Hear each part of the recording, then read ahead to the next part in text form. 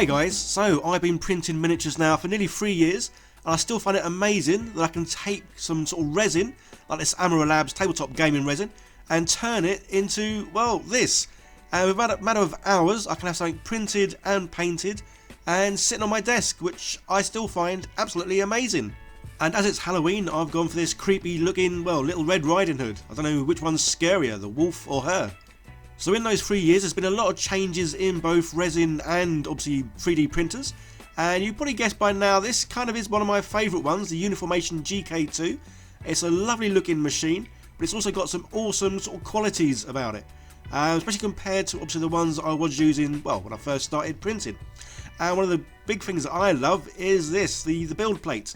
It's a nice medium sized one, this, you can get quite a lot on there, but it's the release mechanism which is just amazing. And as you can see, yeah, I can take it on and off with just one hand. Whereas some of the older 3D printers, or even some of the ones that are still running around now, they have screws either side or screw on top of this. Yeah, and a lot of messing about. Whereas this, a simple slide on and off. And this is even better, the resin sort of vat. Again, slides off and on. Whereas in the past, you'd have two screws either side. And the screws should always be over long, as in they're about an inch or more. So you'll be screwing and screwing and screwing, which sometimes sounds like a good thing, but when it comes to 3D resin printers, no, not so much. So, as you saw at the beginning of the video, yeah, Ameralabs Tabletop Gaming.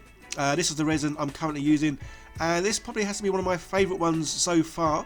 Definitely for miniatures and, well, the versatility of the miniatures, being able to bend and flex rather than, well, snap, crack, and basically fall off. So I definitely call the GK2 a medium sized printer, as in the build plate you can get quite a lot on there, and quite a high depth as well. As you'll see, the model I've sort of printed off is probably one of the larger models I print, as I do normally print miniatures to play, well, tabletop gaming. I will leave all the relevant links down below guys, and the link to, well, this little chap. As I say, this is the bit that I absolutely love. I can go online, type in what I'm looking for. There's normally a multitude of, well, variety of models and bits and pieces that can be downloaded. And yeah, this is the chap I've gone for, mainly because, well, I love the guy's muscles. He is pretty beefy looking. And then, yeah, printing models, it couldn't really be any simpler. Say, if I can do it, then yeah, any Tom, Dick and Harriet can do it. You simply drag and drop whichever model miniature you want to print into the slicing software, which is lovely and free, and then you just manipulate it.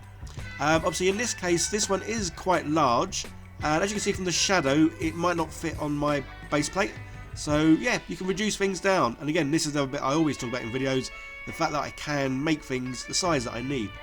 So where general, I do like to get miniatures that are pre-supported, just because when they're pre-supported I've never had any issues with printing. Any failures I've ever had, it's generally because of the supports. But again, the software is getting a lot better than it was 2-3 years ago, as in the supports. Sometimes it can go crazy and put too many in, so you can go through and delete them. But in this case, I like the look of the supports, there's quite a lot there. So yeah, this dude should come out fine. And yeah, say it's a case of clicking a few buttons, it gets pre-supported. Or if you're really technical, you can go in and do them all yourself. But yeah, for me, I like the ease of this. And I say, these supports now are generally a whole lot better than a few years ago. Stick it on a little USB, plug it into your 3D printer, and yeah, push a few buttons. So I've been messing about with the Z-axis, so I need to come out of that and go back into the printing. Again, very self-explanatory, these things, nice simple imagery, and yeah, tap of a few buttons, you can sort of see that it is the model that you want. And then a couple more button pushes and away we go. So these printers, I say this GK2, the other reason I love this, it's got a heated bed, which might not mean much to many people, but if you live somewhere cold, or somewhere, obviously I'm in the UK now and we are getting colder weather, yeah, this is the other reason why you would get failures in prints, because the resin could sort of freeze, or not freeze, but it'll be colder, chillier, and obviously not as it should be. But yeah, this heated bed heats it up nicely, and yeah, again, never any issues, which is just awesome. And as you can see, my lovely print has come out perfectly and full of muscles. So I've already put him in the wash station, which basically cleans off a lot of the resin, but he still needs to be cured. Again, this is where I am still messing about with the timings. I just kind of put 10 minutes on everything. I have now reduced this down to about 5 minutes, which definitely seems long enough. But don't worry, you don't need to buy the wash and cure station. You can just wash the miniatures in an appropriate cleaning solution, and then just sort of stick your miniatures out in the sun. But again, this is where the UK, yeah, we're not getting much of that at the moment. And then out pops this absolutely lovely dude. I say you could print him out whatever size you want, really, to the limitations of the printer. But yeah, so I've gone quite large, considering I do normally print and paint, well, miniatures. So yeah, this guy has come out nicely. All you got to do, prime him in matte black, because obviously that's the kind of painting style I do. Generally I take these outside, but just for once I thought I'd have a go at sort of spraying them a little bit on my desk, just so you can see what I do. Although I did have to spend a little bit of time cleaning up the desk afterwards. So yeah, won't be doing that again. Yeah, dry brushed white, and again you can just see these lovely glorious muscles popping.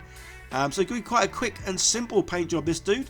So it doesn't take too long at all. So using a couple of greys there, the lighter grey for the body, and then the darker grey for his sort of like hair that he's got all over him. And I say, yeah, this miniature, it was under 20 minutes, that's for sure. Really didn't take too long at all. Really pleased with how he's come out. And yeah, a nice little miniature for my desk for, well, Halloween. So yeah, so this little Red Riding Hood, quite creepy. And it almost looks like the wolf is pulling her back because she wants to get in and have a ruck with someone. So she does have some creepy looking eyes as well.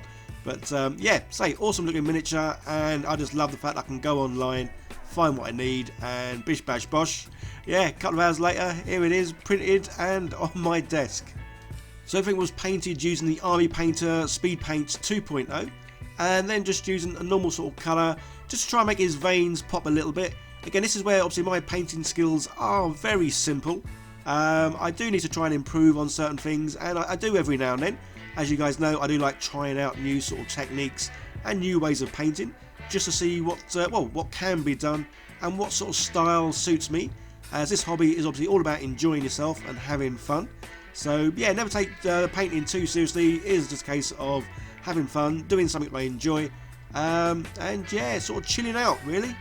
So about 17 minutes later, and this dude is all done. So a nice simple paint job, but fairly effective, I think.